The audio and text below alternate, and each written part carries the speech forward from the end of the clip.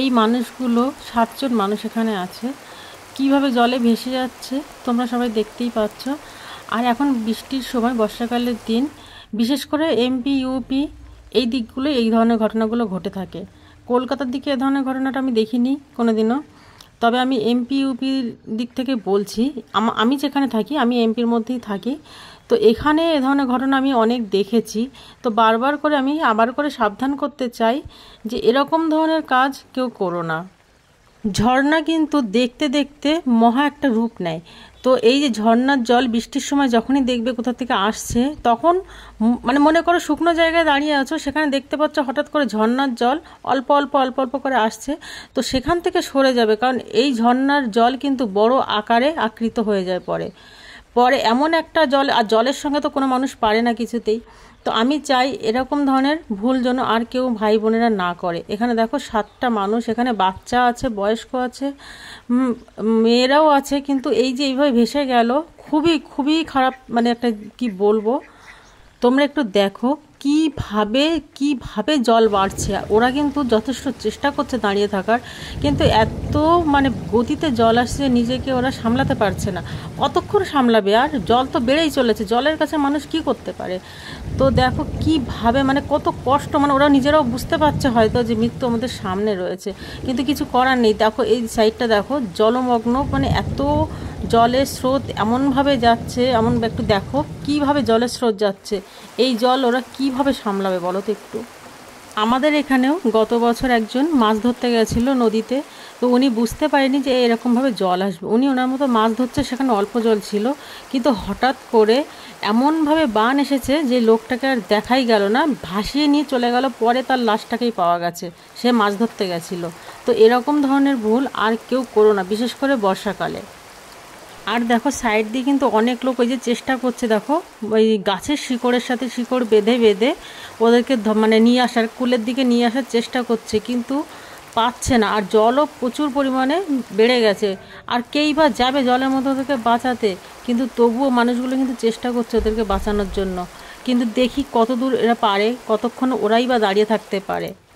আর এই জলের মধ্যে যে যাবে সেই তো ভেসে যাবে, এই জন্য আশেপাশের লোকজন যেতেও ভয় পাচ্ছে, সাহস পাচ্ছে না যেতে।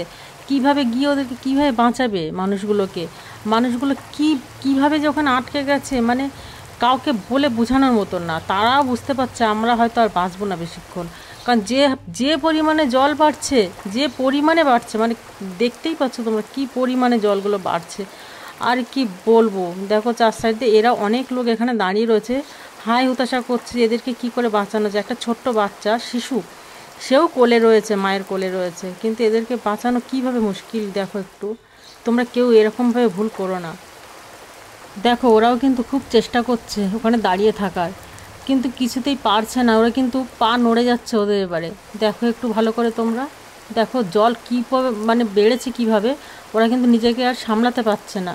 এবার মনে হচ্ছে ওদের পা মানে নড়ছে, এক জায়গায় স্থির হয়ে দাঁড়াতে পারছে না। ওরা কী করবে, এই যে এবার এখান থেকে কিছু লোক যাচ্ছে, মানে ওরা ভাবছে পড়ে যাবে, পড়ে গেলে ওরা ওখান থেকে ধরবে, সেইভাবে কিন্তু পেছন দিক থেকে লোকগুলো যাচ্ছে দেখো।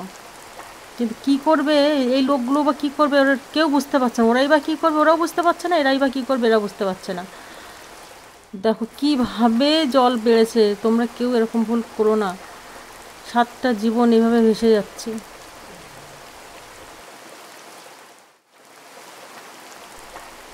দেখো দেখো দেখো বলতে না বলতেই একজন পড়ে গেল। এই রে, একজনের সঙ্গে 2জন, মানে একজন আরেকজনের হাতটা ধরে রেখেছিল, 2জনই গেল ভেসে। ইস, 2জনই ভেসে গেল, কোথায় চলে যাচ্ছে আর দেখা গেল না। যা, ইস, আর বাকি এই যে কয়জন এখানে দাঁড়িয়ে রয়েছে, 2জন ভেসে গেল, এবার ওদের সঙ্গে আর কোনো দেখা নেই। এবার ওরা কোথায় কি উঠবে ভগবান জানে। আর বাকি এই যে 4জন 5জন এখানে, মানে আর 5জন রয়েছে, 5জন বাকি এখানে দাঁড়িয়ে রয়েছে।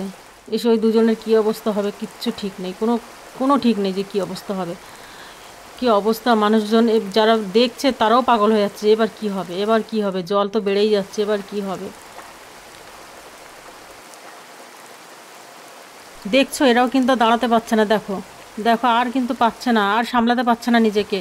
বাচ্চাও রয়েছে এখানে, আর মেয়েটাও রয়েছে, একটা লোকও রয়েছে ওদের সঙ্গে, যে চলে গেল সেই একটা বউ, ওনার কোলে একটা বাচ্চা ছিল, সেই সেই বউটাই মনে হয় ভেসে গেছে, সঙ্গে একটা লোক ছিল। আর এরা এই যে দাঁড়িয়ে রয়েছে, এরাও আর দাঁড়াতে পারছে না। এবার কি হবে? পা পা ওদের আর এক জায়গায় থাকছে না। ইস ভগবান রক্ষা করো, কি হবে ভগবান রক্ষা করো, কি অবস্থা, কীভাবে মানুষগুলো ভেসে যাচ্ছে এক জায়গায় দাঁড়িয়ে থাকতে থাকতে। আর ওফো কি হচ্ছে, আর জলও বেড়েই যাচ্ছে, জল আর কমার নাম নিচ্ছে না, কি হবে। দেখো ওরাও কিন্তু টাল খাচ্ছে, কোনো মতে দাঁড়াতে পারছে না, কিভাবে টাল খাচ্ছে দেখো পা দুটো, আর ওদের দাঁড়ানোর ক্ষমতা নেই। কি করবে এবার ওরা? কোথায় যদি ভেসে যায়, কোথায় গিয়ে উঠবে? দেখো কি করছে সবাই একসাথে, সবাই একসাথে কি করছে একটু দেখো। আমি আমার সব ভাই বোনদেরকে বলবো, তোমরা এরকম ধরনের ভুল যেন কেউ করো না। এরকম ধরনের ভুল করলে দেখেছো আজকে কি বিপদ এসছে এদের, এরকম বিপদ এসে যাবে। দেখো দেখো এবার সবাই পড়ে গেছে একসঙ্গে, হে ভগবান রক্ষা করো। বাচ্চাটা আগেই পড়ে গেল, দেখো এবারে যাচ্ছে বড়গুলো সবাই চলে যাচ্ছে, এই এক এক করে সবাই চলে গেল। এবার এরা যে কোথায় যাচ্ছে ভেসে, কত দূরে গিয়ে উঠবে। ওই দেখো বাচ্চারা সবার আগে গেছে, আর এই যে পরে এরা সবাই যাচ্ছে। কি অবস্থা, কেউ যে ওদেরকে টেনে তুলবে সেরকম কোনো উপায়ই নেই, সবাই ভেসে যাচ্ছে একসঙ্গে। 7টা জীবন এভাবে ভেসে গেল, কেউ রক্ষা করতে পারলো না, রক্ষা করার মতো নিশ্চিতই নেই, কি করা যাবে। তো তোমরা এরকম ধরনের ভুল যেন কেউ করো না। মানুষের একটা জিনিস দেখলে তো একটু শিক্ষা হয়, তো আশা করি তোমরা কিছু না কিছু শিক্ষা পেয়েছো এই ভিডিওটা থেকে। তোমরাও প্লিজ বন্ধুরা সতর্ক থেকো।